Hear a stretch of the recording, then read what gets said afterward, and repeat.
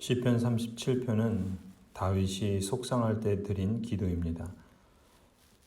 다윗은 당시 어떤 일로 속이 상했던 것 같습니다. 하나님이 살아계시다면 의인이 복을 받고 악인이 벌을 받아야 하는데 오히려 악인이 떵떵거리고 사는 것을 보니 세상이 너무나 부조리하고 불공평하다 느꼈던 겁니다. 오늘날 세상의 현실도 별반 다르지 않은 것 같습니다. 세상에는 여전히 이해할 수 없는 모순과 부조리가 가득합니다. 우리가 사는 이 땅 곳곳이 신음하고 고통하고 있습니다. 심지어 하나님을 믿고 신앙을 가진 사람들도 예외는 아닙니다. 이렇게 신음하고 고통하는 현실로 인해서 속이 상할 때 하나님을 믿는 언약 백성으로서 어떻게 살아야 하는가? 우리는 이 40절에 이르는 이 시편 37편 전체에 걸쳐서 다윗이 일관되게 품고 있는 마음에 주목할 필요가 있다 봅니다. 그것이 무엇인가? 한마디로 표현하면 우리와 하나님과의 관계라는 차원에서 우리 삶에서 벌어지는 모든 일을 해석하고 받아들이는 자세입니다. 하나님의 언약 백성이 그런 것이죠. 우리 삶에서 일어나는 모든 일을 하나님과의 관계에서 해석하고 받아들이는 자세. 이것이 저는 하나님의 언약 백성으로서 다윗이 그랬던 것처럼 오늘 이 부조리한 세상을 사는 저 역시도 늘 견지해야 하는 자세고, 또 다윗이 이 기도를 드릴 때 그냥 아무 일도 없이 평탄할 때 이런 글을 사람들에게 교훈을 주기 위해서 쓴 기록이 아닙니다. 다윗도 자신의 삶의 현장에서 정말 부조리한 세상, 고통하는 세상, 그래서 신음하고 때로는 화가 나고 속이 몹시 상하는 그런 삶의 상황 속에서 자기 자신이 먼저 하나님과 만나고 하나님과의 관계 속에서 자신의 삶을 어찌하든지 해석하려고 그러고 또 그 가운데 하나님을 신뢰하고 받아들이는 그런 기록의 산 체험이요, 또 간증이요, 또 신앙의 고백이 바로 이 시편입니다. 오늘 우리도 그렇죠. 우리도 그러한 삶의 현장 속에 있고 또 여전히 풀리지 않은 문제들이 산적해 있습니다. 그렇기 때문에 오늘 우리는 이 다윗의 시편을 그저 시인이 목가적인 그런 교훈을 주기 위해서 낭만적인 글을 쓴 것이 아니라 우리의 치열한 삶의 현장에서 그렇게 하나님을 만나는 그러한 시로 또 기도로 받아들일 수 있습니다. 하나님과의 관계 속에서 내 삶을 해석하고 받아들인다. 우리의 삶을 해석하고 받아들인다. 이 말은요, 우리 삶에 벌어지는 모든 일에 대해서, 모든 일이라 그랬습니다. 그 모든 일에 대해서 하나님이 어떤 분이신가에 대한 지식과 그 하나님이 하나님 되심에 대한 신뢰를 근거로 해석하고 받아들인다는 뜻입니다. 모든 일이라 하면은 우리가 원하고 즐거워하고 기대하는 일들도 있고요. 혹 때로는 그렇지 못한 일들도 포함한다 봅니다. 하나님이 어떤 분이신가에 대한 지식은 우리가 하나님의 말씀인 성경을 통해서 확인할 수 있고, 그래서 끊임없이 배우고 또 배울 뿐만 아니라 그 배운 일에 확신한 일에 거해야 되겠죠. 그것이 바로 신뢰입니다. 하나님을 신뢰하고, 그래서 그 지식과 신뢰를 근거로 우리 삶에서 일어나는 일들을 자꾸 거기에 맞추어서 거기에 틀을 삼아서 해석하고 받아들이는 것이죠. 오늘 본문의 이 3절을 보면 다윗의 그 마음의 중심이 가장 잘 두드러지게 담겨 있습니다. 3절을 보시면 주님만 의지하고 선을 행하여라. 이 땅에 사는 동안 성실히 살아라. 여기서 의지한다, 의뢰한다 라는 이 단어는요, 끈을 맨다 라는 뜻이라고 그랬죠. 의지한다, 의뢰한다는 것은 끈을 묶는 겁니다. 무엇과 무엇을 끈으로 묶습니까? 하나님과 나를 끈으로 묶는 것처럼, 끈으로 맨 것처럼 하나님과 나를 연결시켜서 살아간다는 말이 주님만 의지한다라는 뜻입니다. 여러분, 하나님이 나와 끈으로 묶여 있다면 내 삶에 벌어지는 모든 일이 그저 나 혼자만의 일이 아니라는 것이죠. 끈으로 묶인 하나님과도 연관되어 있다는 것입니다. 우리에게 벌어지는 일 가운데 어떤 일도 하나님과 무관한 일이 없고, 그래서 하나님께서 무관심한 일도 없는 것입니다. 좋은 일이 생겼다면 당연히 하나님과 연관되어 하나님의 은혜의 결과라고 우리는 해석하고 또 받아들이며 감사의 제물을 드립니다. 그뿐 아니라 설령 속상한 일이 벌어져도 하나님은 그 일에 무관심하지 않으시다. 그렇게 하나님을 신뢰하는 겁니다.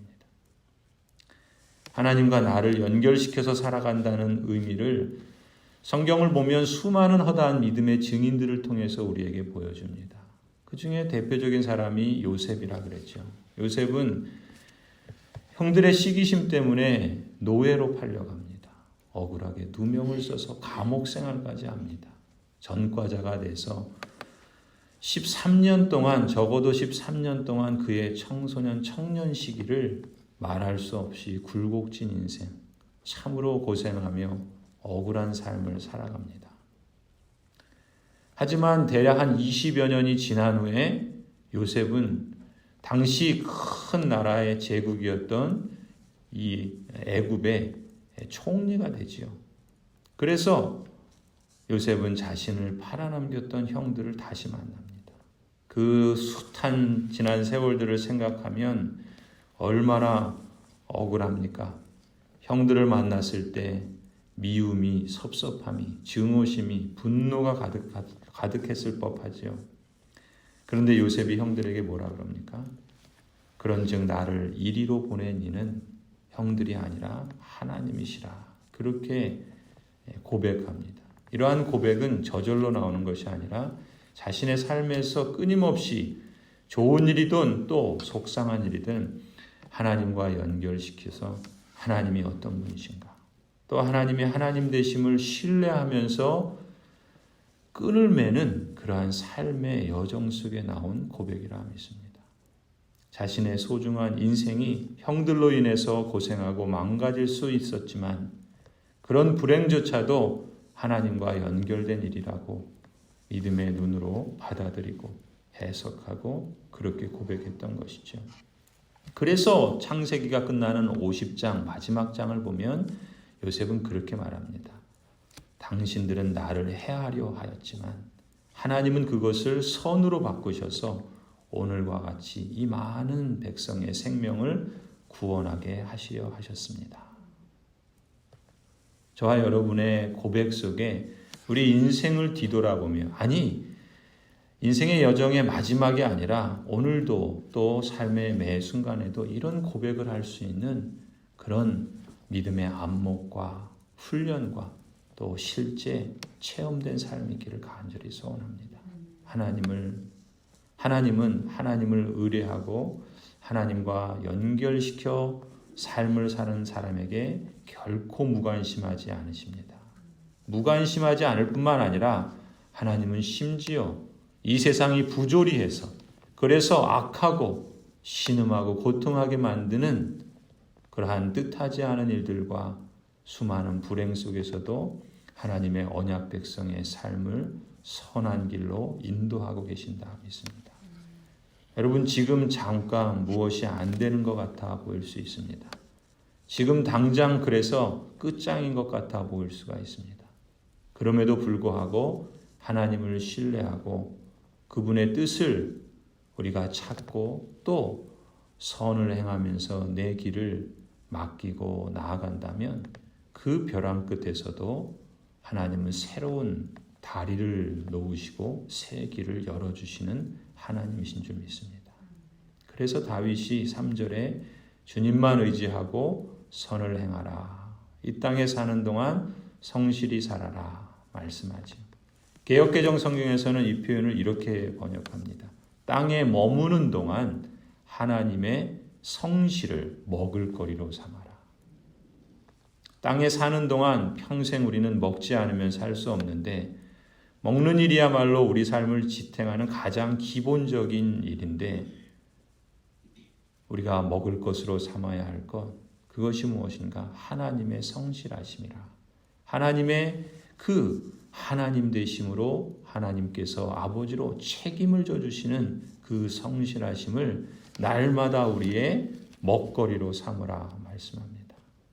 그런 맥락에서 우리 삶을 지탱하는 토대를 하나님이 어떤 분이신가? 하나님이 우리에게 어떻게 연관된 분이신가?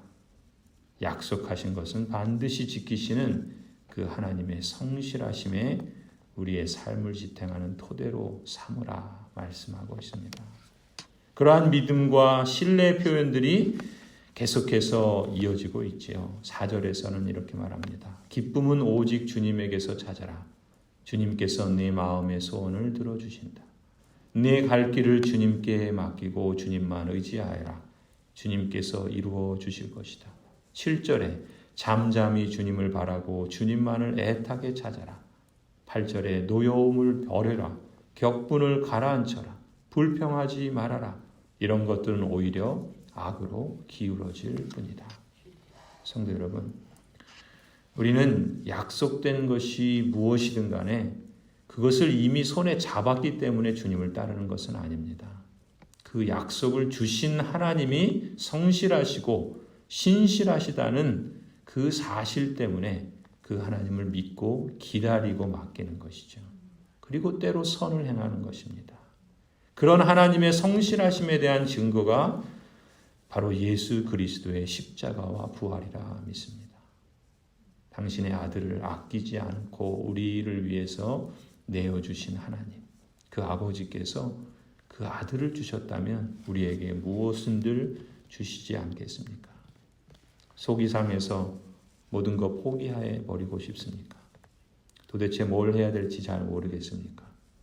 상처와 고통으로 낙심의 잿더미에 있습니까? 영적으로 심한 가뭄에 시달리고 있습니까? 우리의 상처나 아픔이나 낙심이나 두려움이나 또 실패나 모든 연약함을 하나님 그분 앞에 내려놓고 오직 하나님만이 우리를 온전히 치유하시고 회복시킬 것을 믿으며 그 하나님을 의지하십시다. 우리의 삶을 하나님께 연결시켜서 그 믿음의 안목으로 해석하고 또 받아들이고 하나님의 섭리를 따르고 기다리십시다. 주님은 우리의 연약함에도 불구하고 우리의 있는 모습 그대로를 붙드시고 일으켜 세우실 줄을 믿습니다. 주님의 평강이 저와 여러분과 또 모든 성도들과 함께하여 주실 줄 믿습니다. 기도하시겠습니다. 하나님, 속이 상할 때가 있습니다. 마음이 아플 뿐만 아니라 그래서 몸도 아픕니다. 우리의 삶에 여러 가지 벌어지는 일들이 우리의 잘못일 때도 있지만 때로는 세상이 너무 부조리하고 불공평해서 당하는 고난과 아픔도 있습니다. 그럴 때마다 탄식이 나오고 그럴 때마다 불평이 터져나오며 그럴 때마다 세상을 향하여 욕지거리라도 하고 싶은 마음이 들 때가 있습니다. 그러나 주님 앞에 하나님의 전으로 나올 때마다 우리의 모습을 겸손히 내려놓고 그저 주님 앞에 무릎을 꿇고 머리를 숙이고 두 눈을 감고 두 손을 모아 하나님을 의지합니다. 오 하나님, 오늘도 우리의 삶을 주님과 연결시켜서 살아갈 수 있도록 성령 하나님 우리를 붙들어 주시옵소서. 주님의 주님 되심을 우리가 예수 그리스도의 그 십자가와 부활을 통해서 이미 믿고 우리의 것으로 삼은 것처럼 오늘도 우리의 현실에서 맞닥뜨리는 여러 가지 상황들 가운데 하나님과 끊임없이 연결시키는 삶의 훈련들을 게을리하지 않게 하시고 현장 속에서 하나님을 만나며 그 가운데 하나님의 놀라우심을 기억하게 하여 주옵소서. 요셉과 같은 믿음의 거장이 하루아침에 되어지지 않은 것을 우리가 아는 것처럼 그 하루가 오늘 우리에게 허락하신 이 하루인 것을 기억하며 주님과 동행할 수 있게 하여 주시옵소서. 연약하고 또 고통하는 주의 백성들을 기억하여 주시고 그 가운데 오히려 하나님을 만나며 하나님의 하나님 되심을 실감하여서 참으로 우리의 입으로 하나님을 찬송할 뿐만 아니라 우리의 마음 깊은 곳에서부터 성령의 생수의 강이 흘러넘쳐 하나님을 영화롭게 하는 복된 인생으로 자라가게 하여 주시옵소서. 이제는 우리 주 예수 그리스도의 은혜와 하나님 아버지의 그 놀라우신 사랑과 성령 하나님의 그 세밀하신 섭리하심이 주께서 택하시고 부르신 모든 언약 백성들과 가정들 위해 우리 고향제일교회와 주님의 몸된 교회 성도들 위해 이제로부터 영원토록 함께 있을지어다. 아멘.